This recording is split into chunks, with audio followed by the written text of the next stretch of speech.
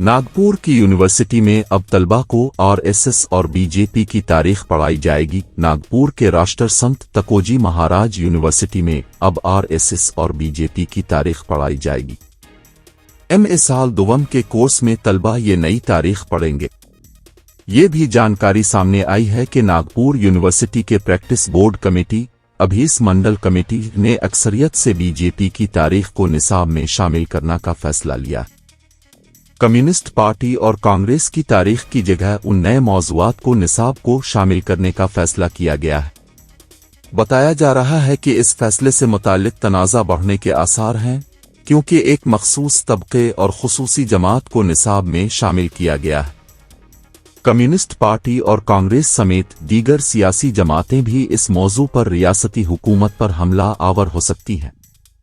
अधीर रंजन चौधरी की लोकसभा से मुअत्तली को मनसूख किया जाए, स्पीकर से पार्लियामानी कमेटी की सिफारिश।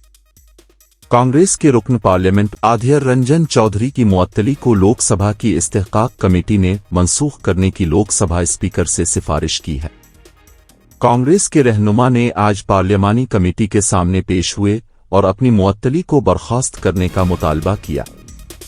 अधीर रंजन चौधरी को 11 अगस्त को मणिपुर तशद्दुद पर अदम एतमाद की तहरीक पर बहस के दौरान नामुनासिब रवैया के इल्जाम में मुअत्तल कर दिया गया था। चौधरी ने वजीर आजम नरेंद्र मोदी का मवाजना धृतराष्ट्र से किया था, जिसके बाद लोकसभा स्पीकर ने उन्हें मुअत्तल करने का हुक्म दिया था। अधीर रंजन चौधरी ने आज लोकसभा की इस्तेहकाक कमेटी के सामने पेश हुए और कहा कि उनका इरादा किसी के जज्बात को ठेस पहुंचाने का नहीं था।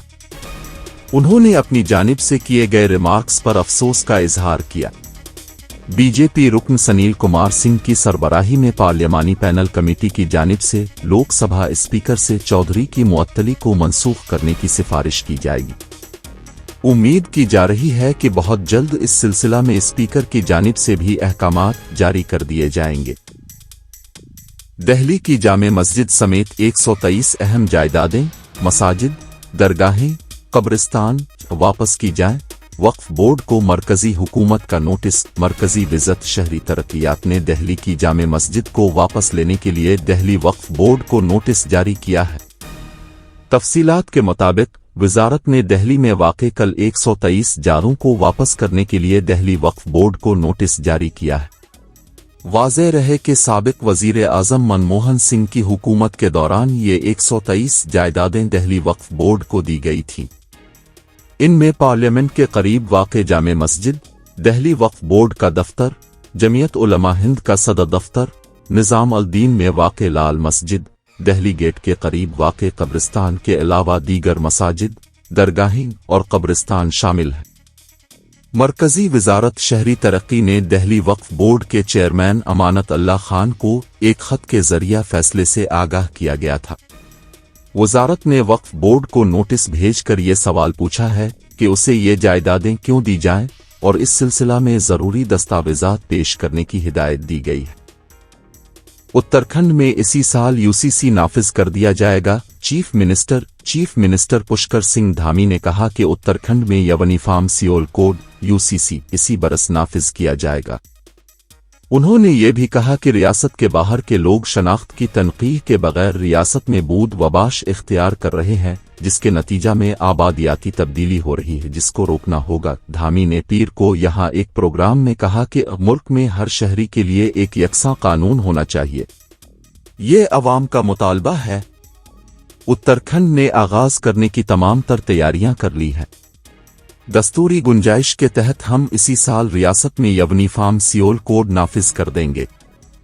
उन्होंने कहा कि गुज़िश्ता बरस असेंबली इंतखाबात के दौरान रियासत के अवाम से यूसीसी का वादा किया गया था। धामी ने कहा, हुकूमतों की इंतखाबात हारने की रवायत को तोड़ते हुए हम भारी खत एतमाद के साथ दोबारा कामयाब हुए।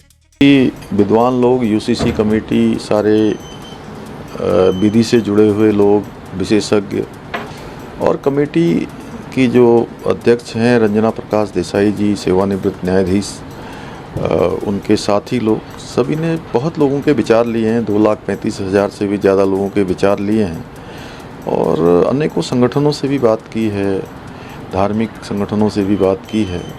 उनके विचार के बाद उन्होंने संकलन कर रहे हैं और वो संकलन उन्होंने पूरा किया है। वो पूरा करने के बाद अभी उत्तराखंड के हिसाब से उन्होंने बनाया है और मैं समझता हूँ कि चूँकि पहला राज्य उत्तराखंड है जहाँ इस प्रकार से हो रहा है, इसलिए सभी पहलुओं को ध्यान में रखा होगा उन्होंने। 2 दिन में यहाँ से चले जाओ, नहीं तो नताइज भगना पड़ सकता है।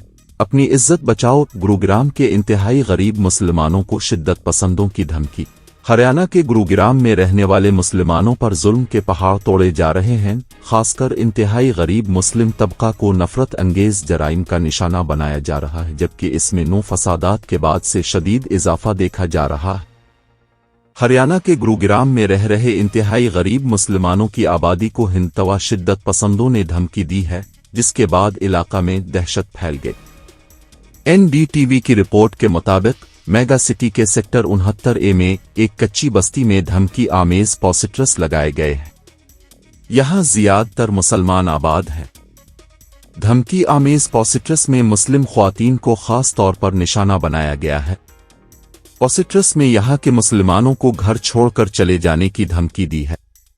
धमकी में 2 दिन की मोहलत देते हुए कहा गया है कि तुम्हारे पास सिर्फ 2 दिन बाकी है, यहां से घर खाली करके चले जाओ, वरना बुरे नताइज का सामना करना पड़ सकता है। अपनी इज्जत बचाओ और यहां से चले जाओ।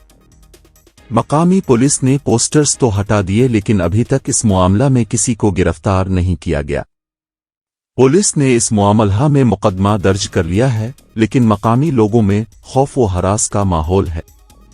NDTV की रिपोर्ट के मुताबिक इस मामला पर बात करते हुए assistant commissioner of police Manoj Kumar ने इस मामला में जांच की बात तो की, वहीं उन्होंने कच्ची बस्तियों को ही गैर कानूनी करार दे दिया। पेपर के ऊपर कुछ बातें इस तरह लिखी गई हैं कि झुग्गीवासियों को झुग्गियां खाली करने के लिए 2 दिन का समय दिया था, नहीं तो झुग्गियां जलाने की धमकी दी गई थी। इसके बारे में सूचना मिली थी, तो सूचना के बाद पुलिस यहाँ पर पहुंची है और इसके बाद जो आवश्यक कानूनी कार्रवाई वो की जाएगी इसमें, और जो इसके जिम्मेदार जल्दी वो गिरफ्तार कर लिया जाएगा। नू में तशद्दुद भड़काने के मुल्जिम बिट्टो बजरंगी को मिली जमानत। नू में तशद्दुद भड़काने के मुल्जिम बिट्टो बजरंगी उर्फ राजकुमार को जमानत मिल गई। इसे 15 अगस्त की शाम फरीदाबाद से गिरफ्तार किया गया था। इल्जाम है कि बिट्टो बजरंगी ने नू में बुर्ज मंडल यात्रा के दौरान सोशल मीडिया पर कई इश्तियाल अंगेज पोस्ट्स की थी। बिट्टो बजरंगी को यात्रा के दौरान इश्तियाल अंगेज तकरीर करने के इल्जाम में CIA तावड़ो पुलिस ने फरीदाबाद में वाक़े इसके घर से गिरफ्तार किया था, जिसके बाद इसे नू डिस्ट्रिक्ट कोर्ट में पेश किया गया। 14 दिन की अदालती हिरासत के बाद उसे अदालत में पेश किया गया, जिसके बाद ADJ अदालत ने आज बिट्टो बजरंगी की जमानत मंजूर कर ली, जिसमें जो है 1.5 घंटे और 395-97 में ये सेक्शन नॉट मेड आउट। बाकी ऑफेंस बेलेबल है, इसलिए जिनमें पनिशमेंट 3 साल से कम है, बेल इसकी मंजूर कर ली गई है और आज शाम को रिहा 7-8 बजे तक नीम का जेल से रिहा हो जाएगा। मुल्क के दस्तूर पर बीजेपी को भरोसा नहीं। मरकजी बीजेपी हुकूमत मुल्क के दस्तूर को तब्दील करना चाहती है। आंध्र प्रदेश कांग्रेस कमेटी मनोरती सेल के नायब सदर मोहम्मद अली खान का बयान रुकन राजा सुबह और साबिका chief justice of India Ranjan Gogoi की जानिब से मुल्क के दस्तूर में खामियां होने के बयान पर शदीद तनकीद की और उनकी राजसभा रुकनियत खत्म करने का मुतालबा किया। कड़पा के दफ्तर जिला कांग्रेस कमेटी में प्रेस कॉन्फ्रेंस से खिताब। ప్రాథమిక నిర్మాణం సరిగా లేదని, దీన్ని మార్చాల్సిన అవసరం ఉందని విద్వేషపూరితంగా మాట్లాడారు. కాంగ్రెస్ పార్టీ దీన్ని పూర్తిగా ఖండిస్తోంది.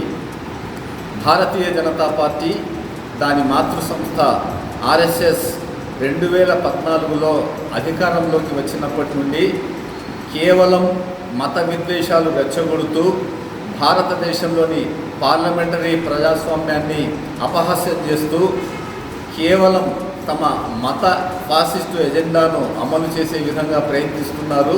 దీన్ని పూర్తిగా ఖండిస్తున్నాం.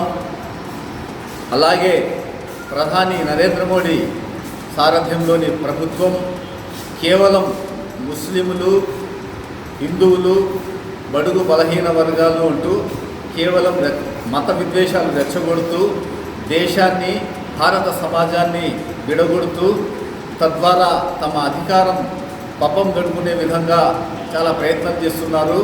ఈ కుట్రలను ప్రజలు తప్పకుండా భగ్నం చేస్తారు.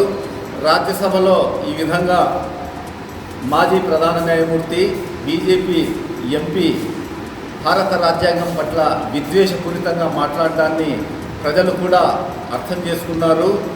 సుప్రీంకోర్టు మాజీ ప్రధాన న్యాయమూర్తిగా ఉండి కూడా కేవలం బీజేపీ నాయకులు నరేంద్ర మోడీ డైరెక్షన్లో రాజ్యాంగంపై ఈ విధంగా విద్వేషపూరితంగా మాట్లాడడం సబబు కాదు. దేశంలో అన్ని వర్గాల ప్రజలు ఉన్నారు, అన్ని మతాలు ఉన్నారు. లౌకికవాదం, స్వేచ్ఛా స్వాతంత్రాలు, సమానత్వం, సెక్యులరిజం, ప్రజాస్వామ్యం, ఇతరత్ర ఎంతో ప్రామాణికమైన ప్రజాస్వామ్యానికి పట్టుబొమ్మల్లాంటి విధానాన్ని డాక్టర్ బిఆర్ అంబేద్కర్ రాజ్యాంగంలో పొందుపరిచారు. ఈ భారత రాజ్యాంగాన్ని ధ్వంసం చేసి భారతదేశాన్ని ముక్కచెక్కలు చేసేందుకు ప్రధాని నరేంద్ర మోడీ సారథ్యంలోని బీజేపీ ప్రభుత్వం, దాని మూక సంస్థ ఆర్ఎస్ఎస్ ప్రయత్నిస్తుంది. వారి కుట్రలను భారతదేశంతో పాటు కాంగ్రెస్ పార్టీ తప్పకుండా తిప్పికొడుతుంది. రానున్న 2024 ఎన్నికల్లో ప్రజలు బీజేపీకి తగిన గుణపాఠం నేర్పుతారు.